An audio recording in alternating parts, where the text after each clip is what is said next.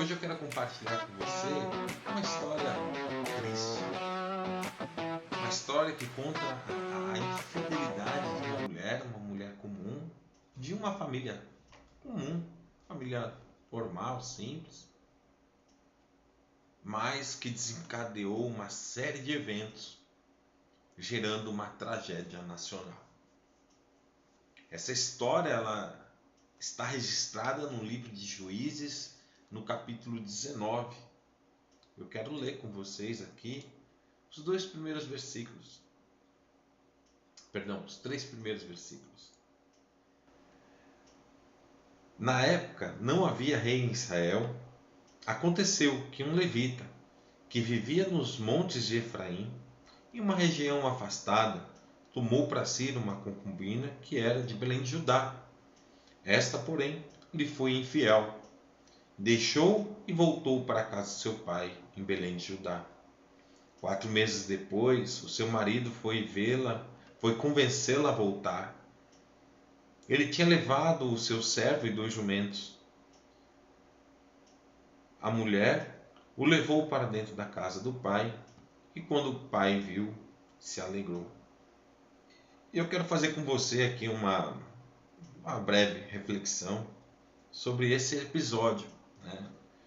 Conta o capítulo 19, 20 e 21, que esse levita foi buscar a sua mulher na casa do sogro, e depois, quando eles retornaram, ele acabou sendo hospedado na casa de um homem da tribo de Benjamim, e alguns homens quiseram fazer sexo com ele, tirar ele da casa, tomaram a mulher dele, estupraram a mulher dele. E esse mesmo homem cortou ela em 12 pedaços, mandou para as tribos de Israel, as 12 tribos de Israel,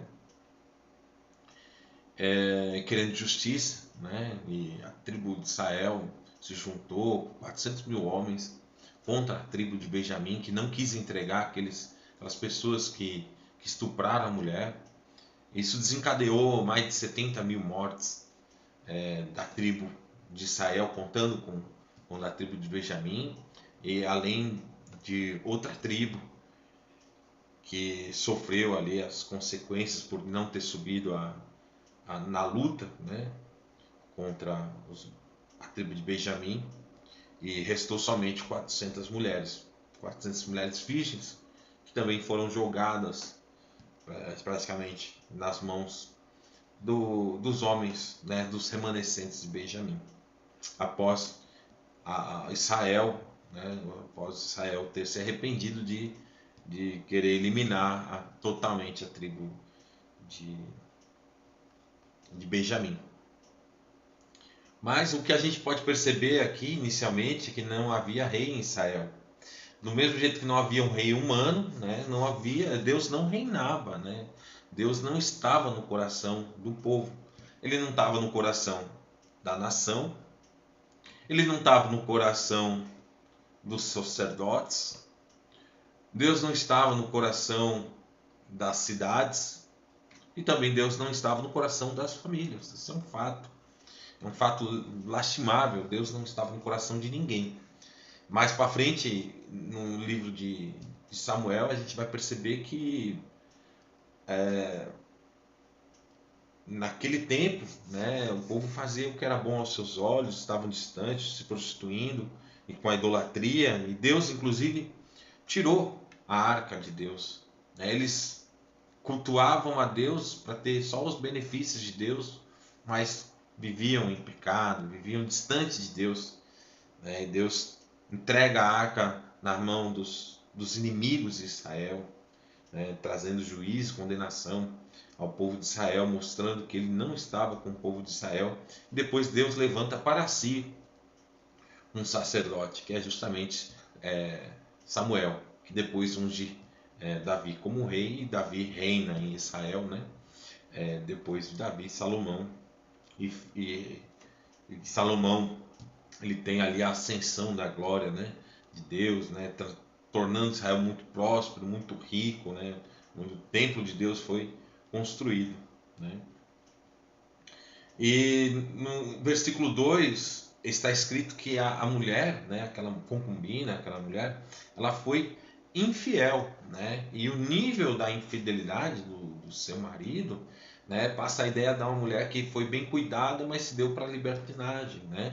Essa mesma palavra utilizada aqui para infiel, ela no original do hebraico, ela é usada para dentro do contexto de prostituição, né, de cometer fornicação, né, de agir de forma infiel, né, a infidelidade sexual, né, então ela está associada a esse tipo de infidelidade, né, não é que algumas versões falam que ela se não gostou, ela se abusou, né, ela como se ela tivesse irritada com o marido, não, é muito mais, ela é um contexto sexual mesmo, né, e algumas vezes ela também, essa mesma palavra é usada dentro do contexto da infidelidade espiritual, né, da idolatria, né, infidelidade a Deus do povo de Israel, né. E essa infidelidade dessa mulher trouxe ali o desencadear de várias consequências, como eu disse, né, trazendo a morte de muitos homens, né, do povo de Israel, ali mais de 70 mil homens, né, e da população de Jaber Gileade, morreram todos, sobrando apenas 400 mulheres virgens. Então você vê o desastre, né, de um adultério, né, tanto dentro da família, né, e dentro da sociedade, né.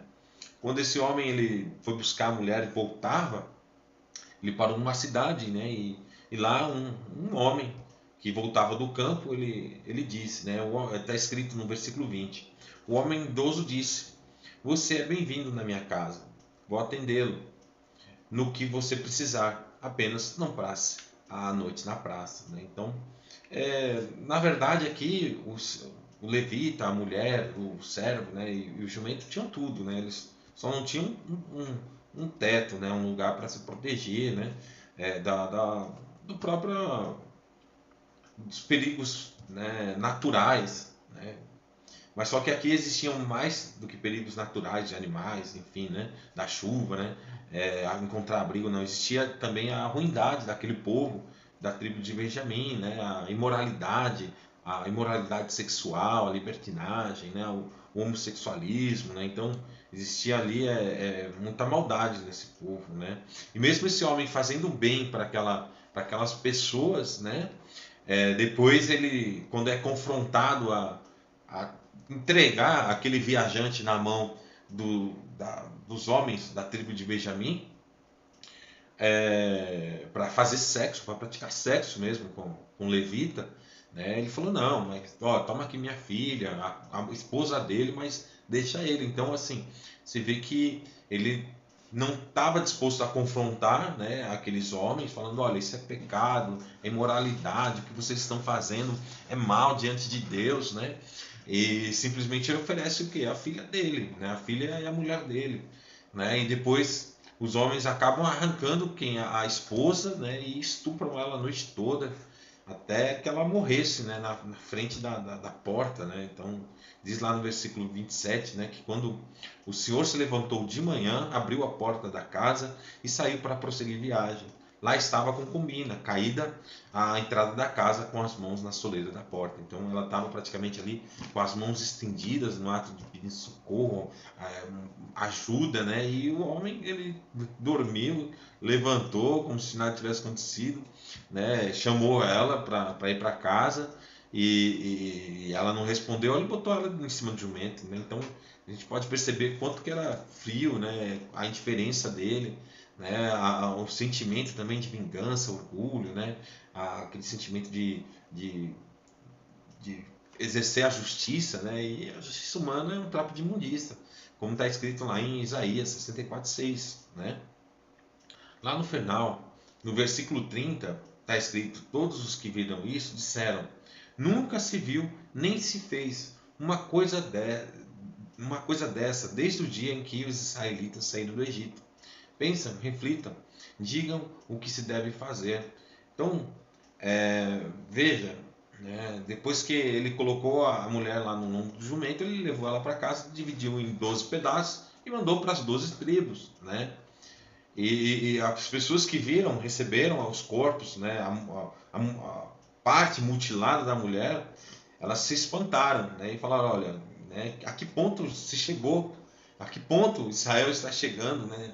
Desde quando saiu da terra, né, da escravidão do Egito, não se viu tal coisa, né? Então veja que ponto que Israel estava, né? Israel estava muito perdido, distante de Deus, chegando ao nível, no mesmo nível ali de Sodoma e Gomorra, né? Que recebeu o juízo de Deus, né? Que atraiu para si o juízo de Deus, né? E eles só não receberam um juízo mesmo para igual Sodoma e Gomorra para eliminar, porque era um povo que Deus tinha feito uma promessa, né? Mas isso não deixou eles imunes a consequências. Tanto é que a consequência foi justamente o que? A guerra civil, né? 70 mil homens ali mortos, né? Toda uma problemática gerada em torno de falta de sabedoria, em torno ali de falta de temor a Deus, de falta de leitura, falta de buscar a Deus para resolver os problemas. E é muito antes disso, né? O problema ele estava instalado no ensino da palavra, no ensino do temor a Deus, né? Na herança, na transmissão para os filhos do conhecimento de Deus, do sacerdócio, né? Não simplesmente de rituais, não, mas realmente de amar a Deus, de reconhecer quem é Deus, reconhecer que Deus que tirou eles do Egito, trouxe para uma terra prometida, né? E adorar a Deus com fidelidade, né? Deus tirou o povo para fazer desse povo seu e para que esse povo somente o adorasse. E o que esse povo fez? Ele fez a mesma coisa que a mulher fazia, ela se prostituía. A prostituição ela também sempre esteve ligada a um contexto espiritual de idolatria, né?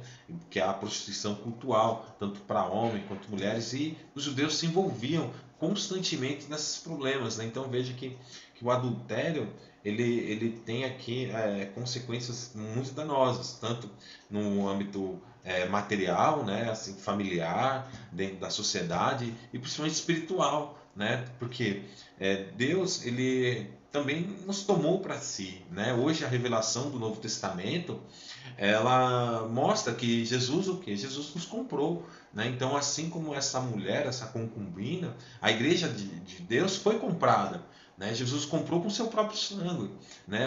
Jesus justificou, Jesus santificou a igreja, os seus filhos, a sua herança, né? Para quê? Para que eles não olhem para trás, para que eles não voltem, não queiram voltar para a libertinagem. A mulher aqui, a adulta, ela não voltou para sua casa por causa de proteção, porque ela estava sendo agredida, porque ela estava sendo humilhada, não.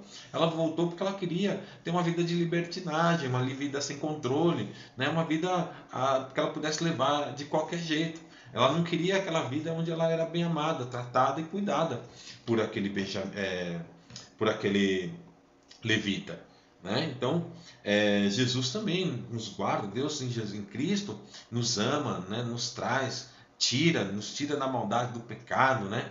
Mas o fato é que realmente o pecado ainda continua habitando em nós, né? E nós devemos fazer o quê? Crucificar nossas vontades, crucificar nossos desejos, né? Colocar isso diante da cruz, né? Cada um carregar, justamente negar a si mesmo, carregar a sua cruz em adoração a Deus, né, num sentimento de amor verdadeiro, vencer todas as lutas e batalhas espirituais, vencer a tentação do inimigo, vencer as ciladas, né, andar unido, andar fortalecido com Cristo no poder do Espírito Santo de Deus, né? Então, o que a gente pode aprender, né, e as lições que a gente pode tomar com essa passagem, e eu te convido depois, leia do versículo 19 até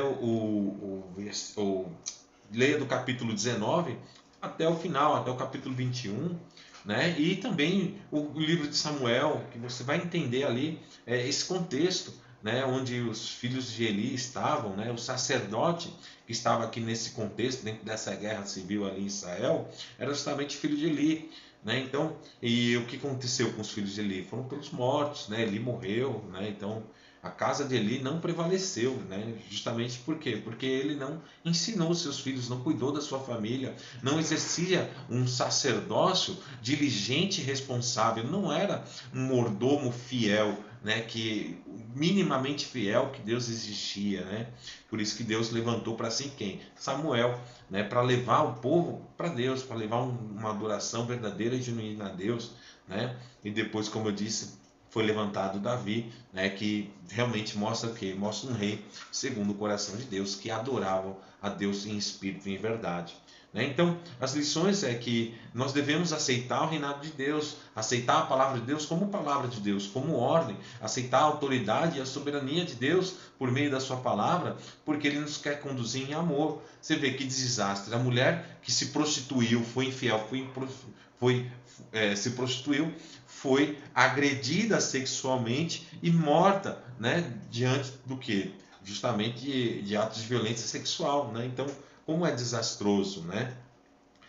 Praticamente a tentação dela lhe foi por juízo, vamos bem dizer assim, né? Foi a causa justamente da sua morte, né?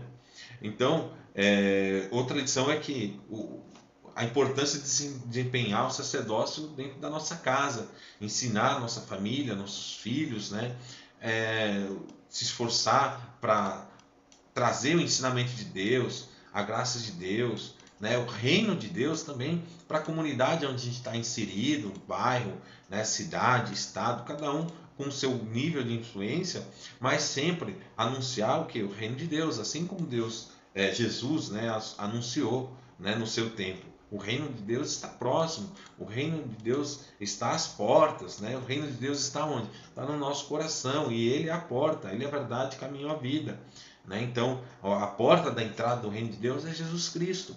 E para passar por essa porta, eu preciso o quê? Me arrepender dos meus pecados, aceitar Jesus Cristo como meu Senhor e Salvador. Eu tenho que aceitar esse reinado de Deus sobre minha vida e me entregar a Ele em redição. E não voltar para trás, e não olhar, me prostituir ou dar vazão para os desejos da minha carne. Não, mas crucificar a minha vontade. Né? Então isso é muito importante numa vida cristã saudável, né, para manter a comunhão com Deus, né, e o cuidado, né, de Deus. Então, outra lição é que eu tenho que buscar a vontade de Deus, conhecer as suas palavras, ao invés de me apoiar no meu próprio entendimento. Então, quando a gente nasce de novo, aceita Jesus, realmente a palavra de Deus, ela diz que há uma transformação, há uma regeneração, há um novo nascer espiritual, né? A morte para o mundo e o nascer espiritual, mas a gente continua com uma mentalidade, com um corpo, né? Então essa mentalidade ela precisa ser transformada, né? E o que vai proporcionar a transformação dessa mentalidade? Né? A transformação dessa mentalidade ela vai se dar por meio do Espírito Santo. Mas como? Além da palavra de Deus, se relacionando com a palavra de Deus. Né? Eu estava lendo esse livro aqui, ó, Vida Crucificada. Então ele faz menção de que o Espírito Santo, né, ele coloca, né, a palavra de Deus no nosso coração e grava ela na nossa mente, na nossa consciência. Né? Então achei muito interessante essa citação que ele faz, né? Esse exemplo que ele dá. Né? Então precisamos agradecer a Deus por não permitir que a maldade se instale em níveis globais. E realmente, né? Então, se a maldade não bateu a nossa porta, é motivo da gente agradecer a Deus, né? Porque Deus está aguardando, né? Como a própria palavra de Deus diz, né? Que se o Senhor não vigiar, né? Em vão vigia o sentinela, em vão se guarda a casa, né? Então você pode ter tudo, né? Você pode ter a melhor segurança, o melhor exército, né? Mas o Senhor tem que ser o Senhor das nações, o Senhor que tem que guardar, né? E as misericórdias do Senhor são as causas de não sermos consumidos, realmente, né? Então o que pode consumir nossas vidas? A maldade, né? Os próprios seres humanos, né? A maldade humana, né? A natureza pecaminosa pode eliminar, e o juízo de Deus também, né? A volta de Cristo ela vai ser uma volta arrebatadora, não vai ser como a primeira vinda, porque na primeira vinda o que acontece? Ele nasce com um propósito de remir e justificar o pecador, perdão, e remir o pecado e justificar o pecador. Né? Então ele tem um propósito de salvação. Né? Agora, a segunda vinda de Cristo não, ela vai ser já para para eliminar, para destruir, vai ser uma volta de juízo, né, para acabar com toda a maldade, instalar, né, o céu e o inferno, né, inaugurar ali, né, o céu e o inferno, né? Então, para quem é o inferno? É para o diabo e seus seguidores, né? Então, aí para a humanidade que não confessou a Cristo, né? Então, esses vão estar com quem? Vai estar com o diabo sofrendo, com Satanás sofrendo ali eternamente. E os que estão com Cristo, uma nova mentalidade, um novo corpo, glorificados, né? Livres de todo mal, de todo pecado, né? Sendo iguais ali à condição de Jesus, praticamente, né? Não na condição de Deus, mas a condição da sua santidade. Né? Então nós seremos ali como Jesus Cristo, né?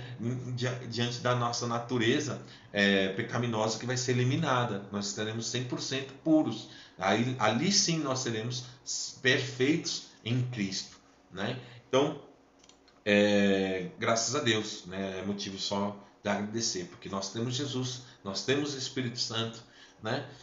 E temos o que? A promessa de restauração de todas as coisas, livre do pecado e do mal, onde não haverá nem choro, nem ranger de dentes. Essa é a promessa que nós temos. Essa é a promessa que Deus nos deu em Jesus Cristo, né? E pela fé, né? Pela fé nós cremos nessa promessa. Então, se você ainda, de repente, você está vendo esse vídeo, o primeiro vídeo que eu estou postando, né? Leia o capítulo 19 de Juízes, né? Mas leia também o Novo Testamento, veja as promessas que Jesus faz, né? E que como se cumpre a palavra, como se há o esforço de todos os autores de falar, olha, tudo que estava escrito antes falava o quê? A respeito de Jesus. E Jesus, ele veio, Deus cumpriu sua promessa em enviar o seu Filho unigênito, né, para morrer no nosso lugar, né, para se entregar, né, e por amor de nós, né, de nossas vidas, nos perdoar e nos levar para uma vida eterna com Deus. O que estava quebrado, Deus restaura, Ele tira toda a inimizade, né, e nos faz nele, em Cristo, né, o seu corpo, a sua noiva, né, nos faz o seu herdeiro, nos adota, né? Então Deus toma para si as nossas vidas.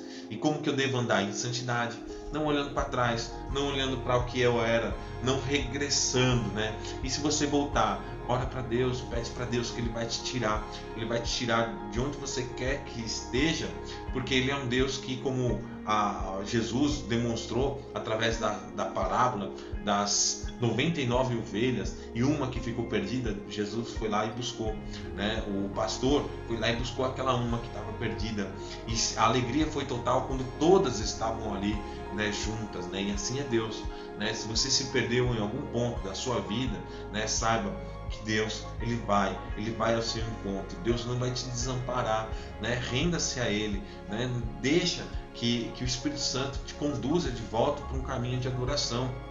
Clame a Ele, clame como sempre.